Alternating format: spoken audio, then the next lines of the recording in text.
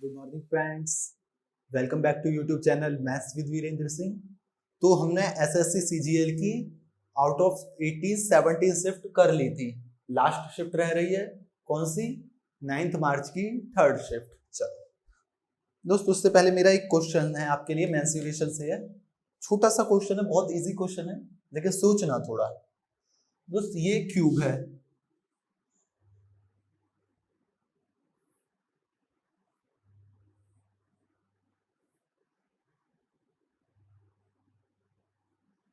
ठीक है।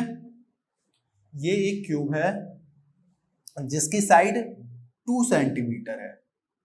2 सेंटीमीटर मत कहो, 2 मीटर कह दो, ठीक है। एक इंसेक्ट है कोई जो यहां पर बैठा है, ठीक है।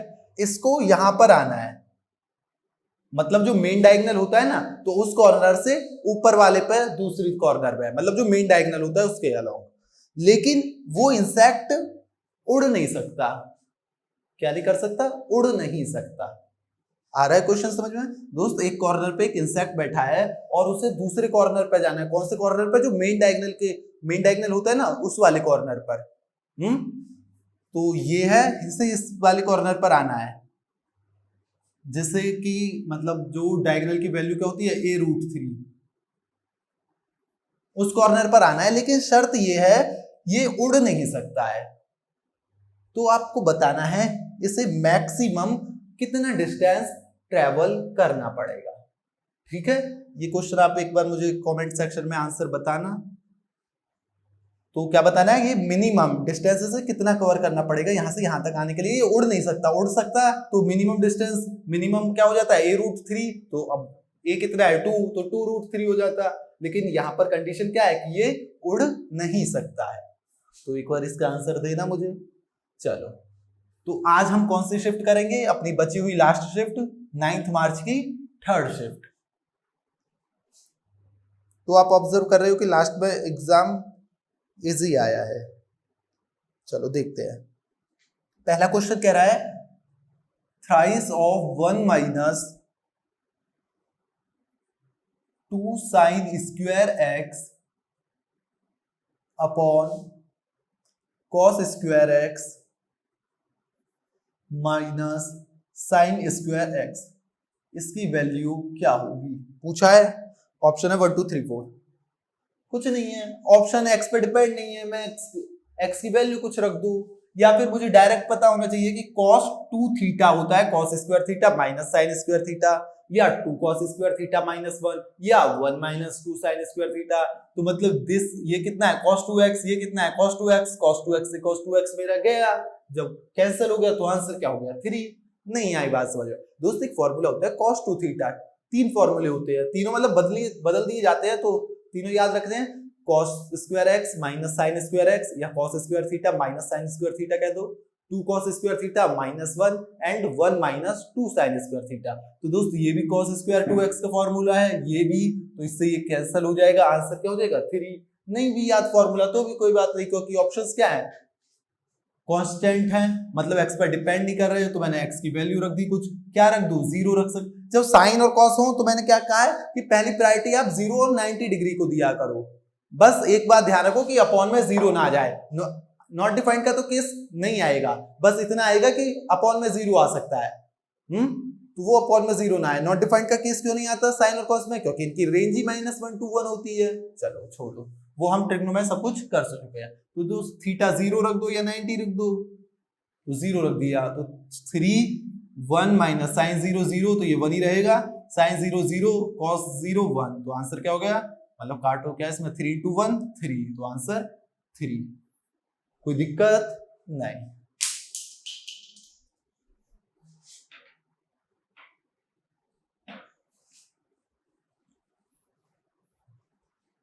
Question number 2।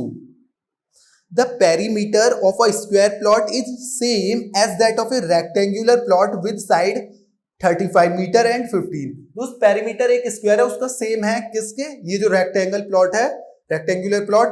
तो दोस्त इसकी पेरीमीटर क्या हो जाएगा? Twice of l plus B. और यहाँ पे लेंथ कितनी है? 35, और ब्रेड्थ कितनी है? 15। तो 35 और 15 50, 50 दूनी 100, मतलब रेक्टेंगल की पेरीमीटर 100 है और यही स्क्वायर की भी है अकॉर्डिंग टू क्वेश्चन। तो साइड पूछी है दोस्त, कितनी साइड होती है स्क्वायर में? 4। तो 4 इंटू साइड ही तो पेरीमीटर होता है। तो 100 को 4 से डिवाइड कर दूं, 100 को 4 से डिवाइड किया तो कितना आया? 25। तो साइड की वैल्यू कितनी आ गई? 25, जो भी है सेंटीमीटर मीटर। तो आंसर क्या हो गया? 25 मीटर। कोई दिक्कत नहीं। अब दोस्त मल्टीप्लाई पूछ ली, 515 इंटू 485, अंतर कितने का? 30 का। तो 30 का आधा 15 है, इसमें 15 घटा दो या इसमें 15 जोड़ दो तो 500। तो ये क्या हो गया? 500 स्क्वायर माइनस 15 स्क्वायर। 500 का स्क्वायर कितना हो जाएगा? 5 का स्क्वायर 25, पीछे 4 जीरो लगा दूं तो ये कितना हो गया? 2.5 लाख। और 15 का स्क्वायर 225, तो 2.5 लाख में से 225 गए, 2,49,775। आई बात समझ में? कोई दिक्कत नहीं। Question number next, the CI on a certain sum at the end of 2 years is rupees 408, मतलब 408. The SI on the same sum for the 2 years is 400. तो रेट ऑफ इंटरेस्ट बताओ। चलो दोस्त कुछ नहीं है इसमें। तो दोस्त SI 2 साल के लिए कितना है? 400। तो SI 2 साल के लिए, SI तो हर साल सेम रहता है, तो पहले साल 200 रहा होगा, दूसरे साल 200 रहा होगा। अब CI पहले साल तो सेम रहता है, दूसरे साल 200 तो रहेगा ही, और जो पहले साल CI आया था उसका रेट परसेंट हमें निकालना ही है। तो कितना आया है? 8। तो यहां से मुझे क्या बताना है कि 8 जो है 200 का कितना परसेंट है, वही तो रेट होगा।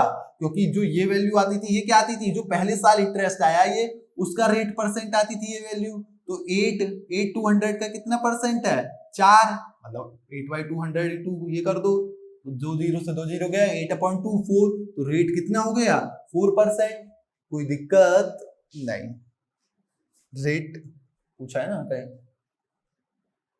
क्वेश्चन नंबर नेक्स्ट, एक car dealer purchased an old car for rupees 1,08,500 की खरीदी है दोस्त, and spent some amount on its maintenance. He sold it, और उसे बेच देता है दोस्त कितने रुपए की?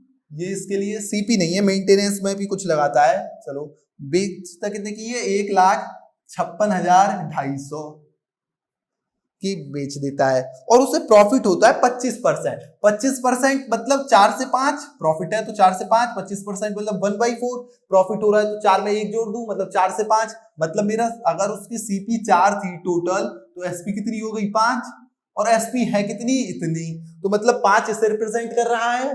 5 किसे रिप्रेजेंट कर रहा है दोस्त अकॉर्डिंग टू क्वेश्चन? 1,56,000, और पूछा है मेरे से कि उसने कितने रुपए मेंटेनेंस पे खर्च किए होंगे। 1,56,250। चलो 1,55,000 होता तो 31,000 हो जाता। 31,000। तो ये कितना फालतू है? 1250। 1250 को जब 5 से करोगे तो कितना आ जाएगा? 250। तो ये होगा 31,250। मतलब एक किससे रिप्रेजेंट कर रहा है दोस्त? 31,250। तो CP 4 किससे रिप्रेजेंट करेगा? 31,250 दूनी 62,500, उसका दुगना 1,25,000।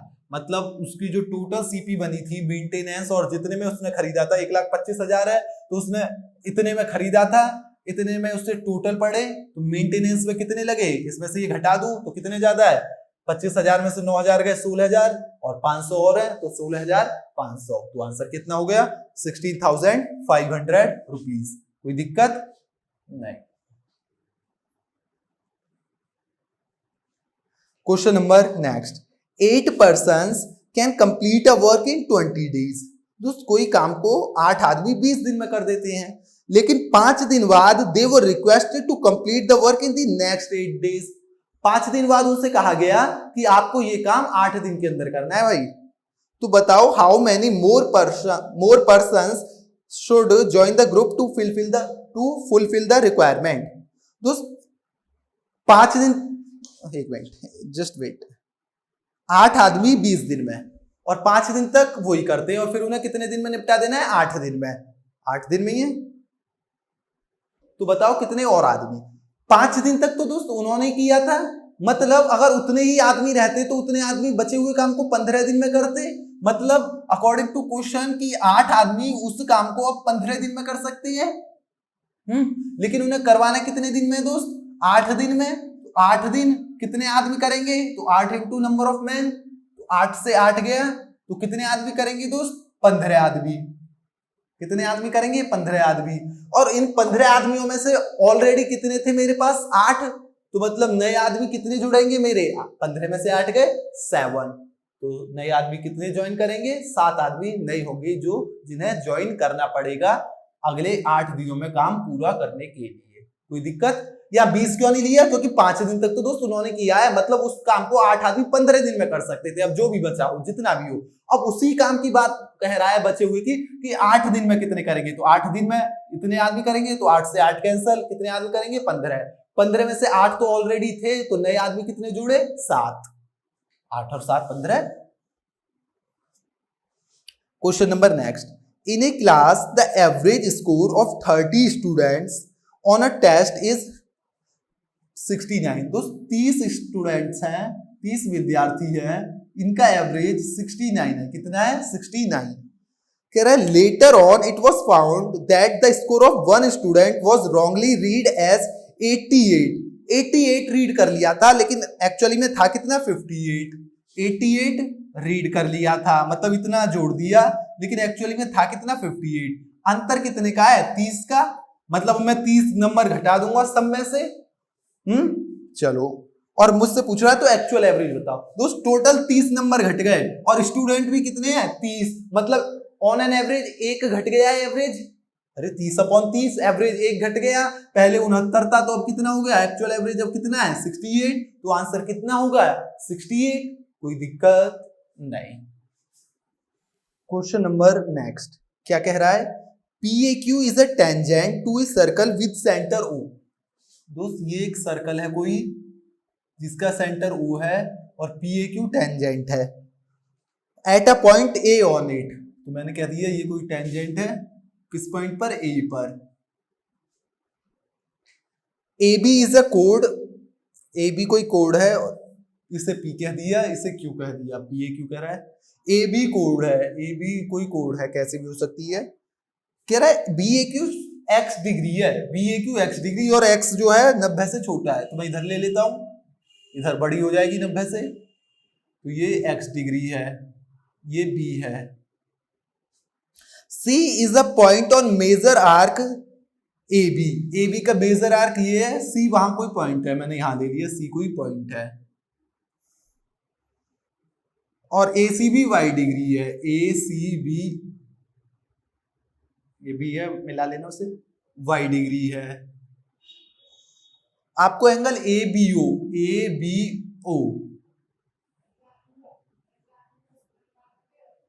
32 डिग्री है। तो आपको x प्लस वाई बताना है कितना होगा। चलो दोस्त एक बात बताओ मुझे, ये 32 डिग्री है, मैंने कहा सेंटर से मैंने ये टेंजेंट पॉइंट मिलाया, ये भी रेडियस हो गया OA और OB भी रेडियस है, तो ये कितना हो जाएगा? 32। दोनों एंगल, ये साइड बराबर, ये साइड बराबर, तो ये एंगल बराबर होंगे, तो ये 32, तो ये 32, और सेंटर टेंजेंट को मिल रहा है, तो ये पूरा 90 होगा। ये 32 है, तो 32 में से 90 गए, सॉरी 32 में से 90 नहीं गए, 90 में से 32 गए 58, तो x की वैल्यू कितनी आ गई? 58। अब मुझे एक बात और बताओ, क्या एंगल x जो है वो y के इक्वल नहीं होगा? दोस्त एक प्रॉपर्टी पढ़ी होगी कि कोई मेरा टेंजेंट है और जो वो टेंजेंट पॉइंट है उससे मैं कोण खींचूं कोई, अब इस कोण को कहीं पर भी मिलाऊं दूसरी साइड में, दूसरी आर्क पर, उस साइड में नहीं, दूसरी आर्क पर, तो ये जो ये मेरा एंगल है, अगर ये एंगल है तो इसके दूसरी पे, ये एंगल है तो इसके दूसरी पर, तो मिलाऊं तो ये एंगल सेम होते हैं। ये मैं प्रॉपर्टी पढ़ी होती है, तो ये थीटा तो ये थीटा, तो इस ये सी प्रॉपर्टी से ये x है तो ये क्या हो जाएगा? वो ये भी x हो जाएगा, मतलब दोनों एंगल बराबर हो जाएंगे। ये 58 है तो ये भी 58, 58 प्लस 58 116, तो आंसर 116 डिग्री। कोई दिक्कत नहीं।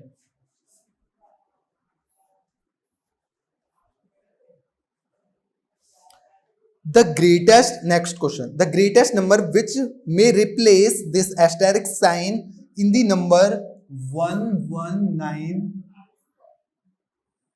जीरो स्टार स्टार कह दिया मैंने स्टार इसको star 6 to make it divisible by 9 greatest number. दोस्त 9 से डिविजिबिलिटी रूल में जानता हूं कि sum of digits must be divisible by 9। तो दोस्त 9 से बताया या तो सम कर लो 9 से, या जो भी 9 आता जाए जिनका भी सम उन्हें हटाते जाओ। तो दोस्त ये 9 है, इसे हटा दिया तो ये कितना हो गया 6 और 2 8। 8 में कितना जोड़ू कि मेरा 9 से डिविजिबल हो जाए। अब 18 डिविजिबल है और 9 डिविजिबल है, तो 8 में 9 लाने के लिए तो 1 जोड़ना पड़ेगा, 18 लाने के लिए 10 जोड़ना पड़ेगा। लेकिन यहां तो मुझे सिंगल डिजिट चाहिए, 10 थोड़ी ना जोड़ सकता, तो क्या जोड़ू 1। तो आंसर क्या हो गया 1। एक ही पॉसिबल वैल्यू है, चाहे उसे ग्रेटेस्ट मान लो चाहे स्मॉलेस्ट। इन्होंने क्या लिख के दे दिया कि ग्रेटेस्ट वैल्यू, लेकिन यहाँ पर तो एक ही पॉसिबल वैल्यू है, तो यही ग्रेटेस्ट है यही स्मॉलेस्ट है। आंसर क्या हो जाएगा 1। ठीक, कोई दिक्कत नहीं। क्वेश्चन नंबर नेक्स्ट, बोर्ड मास का बेहद ही सिंपल सा question. 26 minus 13 into 2 divided by 2 plus 1। दोस्त 13 दूनी 26, 26 में से 26 गया 0, 0 अपॉन समथिंग 0, 0 प्लस 1 1, आंसर 1। कोई दिक्कत नहीं। The value of cos 10 degree, cos 30 degree, cos 50 degree, cos 70 degree into cos 90 degree, इसकी वैल्यू बतानी है। दोस्त मैं जानता हूं cos 90 0 होता है और 0 इंटू समथिंग 0 होता है, तो आंसर क्या हो गया 0, कुछ नहीं करना। Question number next, a cell phone was mark 20% above CP. तो दोस्त मैंने अगर सीपी 100 कह दिया तो एमपी कितना हो जाएगा 20% ज्यादा है इससे, मतलब 120। और कह रहा है कि डिस्काउंट 10% का दिया जाता है, तो इस पर डिस्काउंट कितना हो गया 10%, तो कितना हो गया 120 का 10% 12 है, तो इसमें से 12 गए तो 108, मतलब एसपी 108। तो प्रॉफिट पूछ रहा है, तो दोस्त 100 से 108 हो गया, तो प्रॉफिट कितना हो गया 8%। मैं उस रेशियो वाले से भी निकाल सकता हूँ सीपी टू एमपी के रिलेशन से, सीपी और एमपी का जो रेशियो में रिलेशन होता है। लेकिन जब मैंने बताया 10 20 ऐसी टर्म दे रखी हो तो डायरेक्ट ऐसे भी निकाल सकते हो, कैसे भी निकालो आपकी इच्छा है। तो आंसर क्या हो गया 8%। नेक्स्ट क्वेश्चन, अब यार बहुत ही सरल सरल बहुत ही इजी क्वेश्चन आ रहे हैं। Cosec 30 degree minus tan 45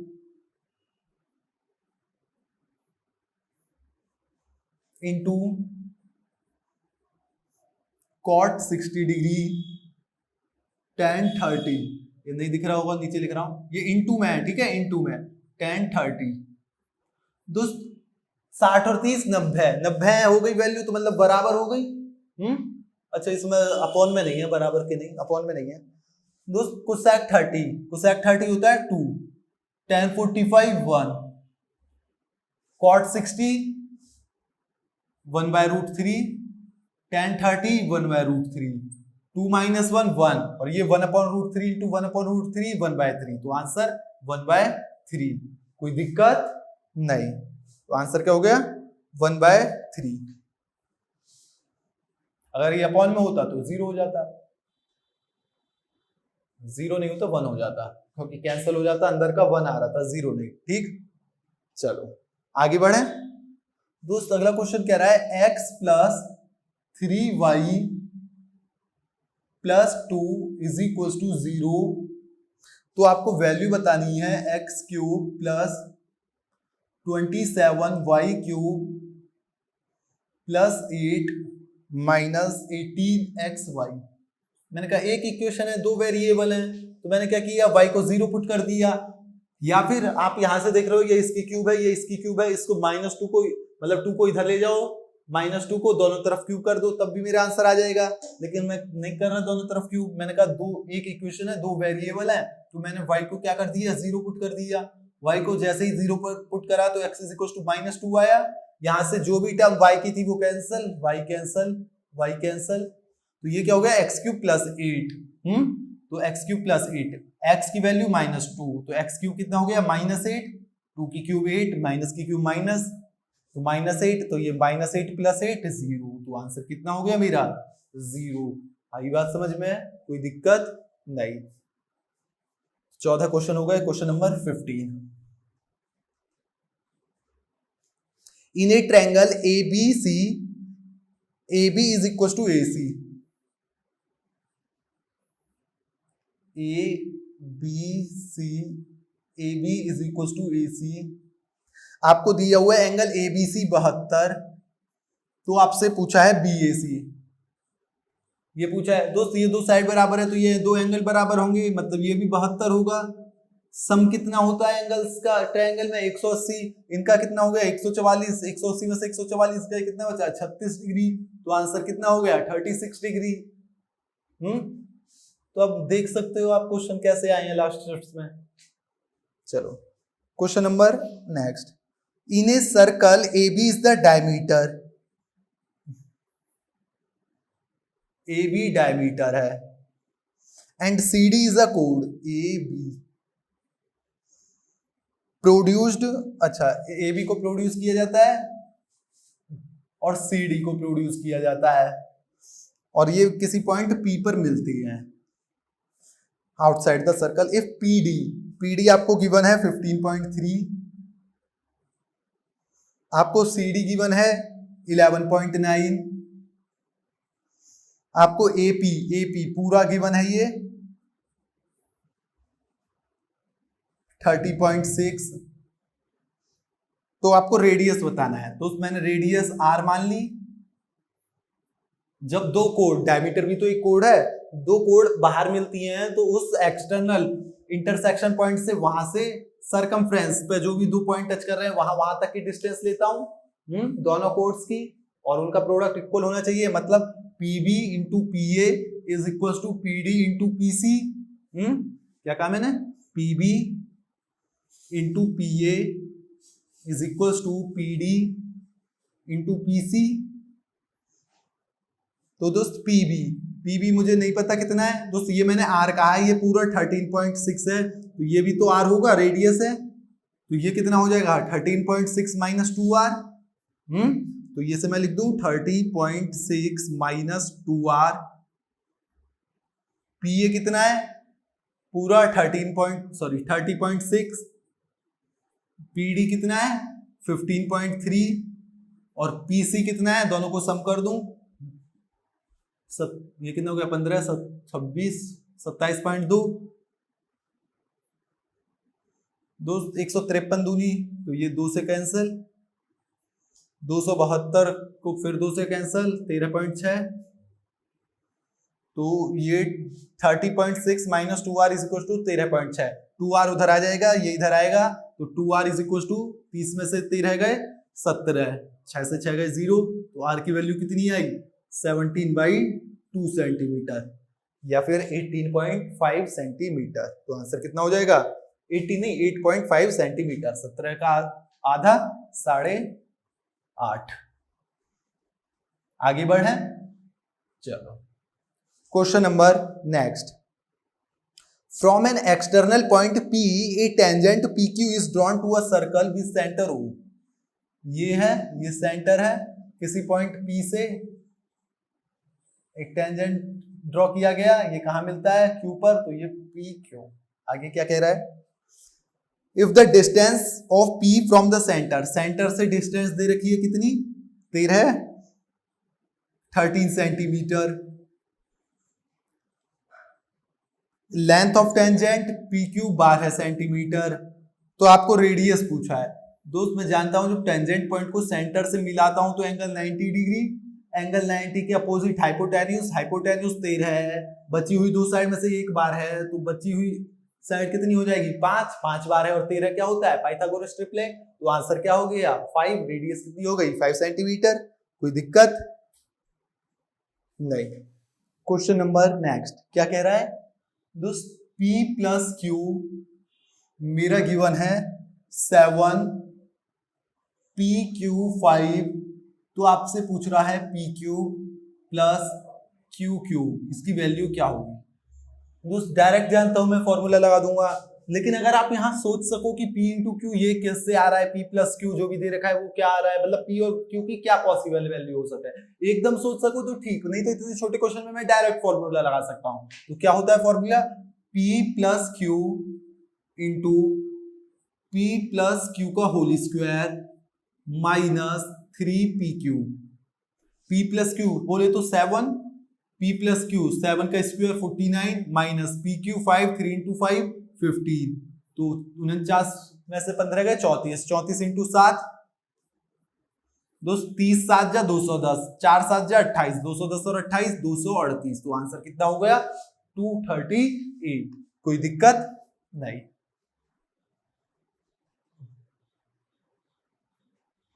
question number next, if an amount of rupees 990 is to divided among A, B and C in the ratio, दोस्त A, B और C किस रेशियो में बटना है, 3:4:2 के रेशियो में, और है कितना टोटल अमाउंट 990, 990, 3 और 4 7 और 2 9, मतलब टोटल अमाउंट है और टोटल रेशियो में सब कितना आ रहा है 9, मतलब 9 रिप्रेजेंट कर रहा है 990 को।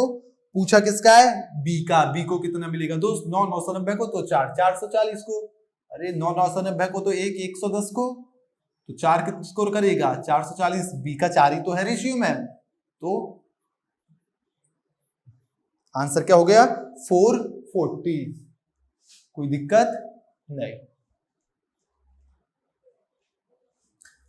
The price of a cooking oil increased by 25%. Find how much percentage a family must reduce its consumption in order to maintain the same budget. मतलब एक्सपेंडिचर जो मस्टर्ड ऑयल है या कुकिंग ऑयल है उस पर सेम रहना चाहिए। दोस्त एक्सपेंडिचर किसी भी आर्टिकल के मतलब जो हम कंज्यूम करते हैं उसके लिए क्या होता है, उसका प्राइस इनटू कंजप्शन, वही तो उसका एक्सपेंडिचर है? तो दोस्त प्राइस में ये कह रहा है कि प्राइस में 25% इंक्रीज हो गया, 25% इंक्रीज मतलब 4 से 5 हो गया, पहले 4 था तो अब 5 का हो गया, लेकिन कह रहा है कि बजट सेम रह रहा है, मतलब एक्सपेंडिचर जो उस कुकिंग ऑयल पे हो रहा था वो अभी भी सेम है, मतलब एक्सपेंडिचर सेम है, मतलब 1:1 ही है, पहले भी 1 था अब भी 1 है। तो कह रहा है कि कंजम्पशन कितना रिड्यूस हुआ। दोस्त जब ये 1:1 है तो ये डायरेक्ट उल्टा हो जाएगा, क्योंकि 5 चौके 20 और इधर 4 कर दूं तो 5 चौके 20, 20 और 20 मतलब 1:1।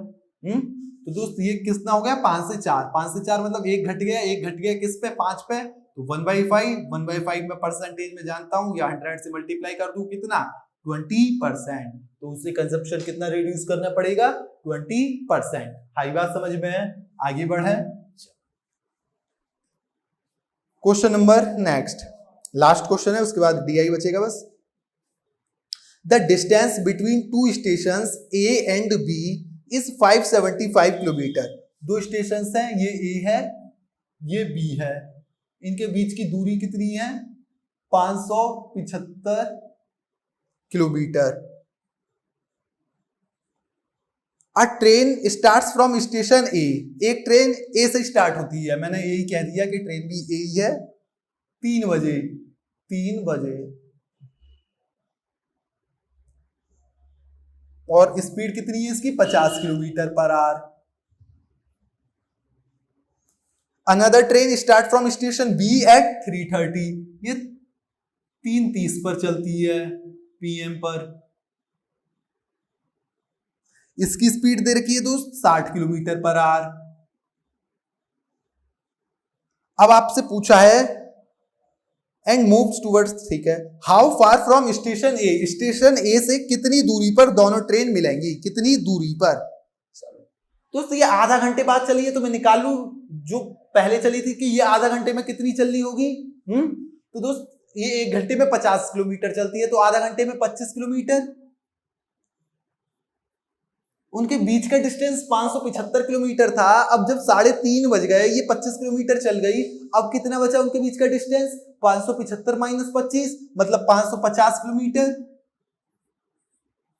कह दो हाँ, चलो अब दोनों ट्रेन चल रही है दोस्त, दोनों एक दूसरे की तरफ आ रही है, तो एक दूसरे की तरफ आ रही है तो रिलेटिव स्पीड क्या हो जाएगी, जुड़ जाएंगी दोनों की स्पीड, एक की 50 है, एक की 60 है, तो 50 और 60 110, मतलब रिलेटिव स्पीड 110 हो गई। डिस्टेंस दोनों के बीच 550 है, तो 550 कवर करने में कितना टाइम लगेगा? 550 अपॉन 110, कितने घंटे? 5 आवर्स, मतलब 3:30 बजे के बाद वो 5 घंटे में कवर कर लेंगे। लेकिन पूछा मतलब 5 घंटे बाद मिल जाएगी। अगर ये पूछता कितनी देर बाद मिलेंगी, जैसे कई क्वेश्चंस में पहले पूछा था, तो इसमें 3:30 बजे के बाद की बात चल रही है ये तो 3:30 में 5 घंटे जोड़ दो तो 8:30 बजे मिल जाएंगी। लेकिन पूछा है कि ए से कितनी दूरी पर मिलेंगी, तो दोस्त 3:30 बजे के बाद 5 घंटे, तो 5 घंटे में ये कितनी दूरी तय कर लेगा? 250 किलोमीटर। लेकिन ये ट्रेन तो आधा घंटा पहले भी चली थी, आधा घंटे में 25 किलोमीटर चली थी, तो 250 प्लस 25 मतलब ए से कितनी दूरी पर दोनों मिलेंगी? 275। 275। और मान लो बी से पूछता तो बी तो 3:30 बजे ही चला है, और ये कंडीशन भी 3:30 के अकॉर्डिंग है, तो ये कितने 5 घंटे में 5 60 जा 300, तो बी से पूछता तो 300 किलोमीटर। देख लो 300 और 275 575, कोई दिक्कत नहीं। तो ये क्वेश्चन भी कंप्लीट हुआ। आगे ये आया ना समझ में? चलो आगे बढ़े।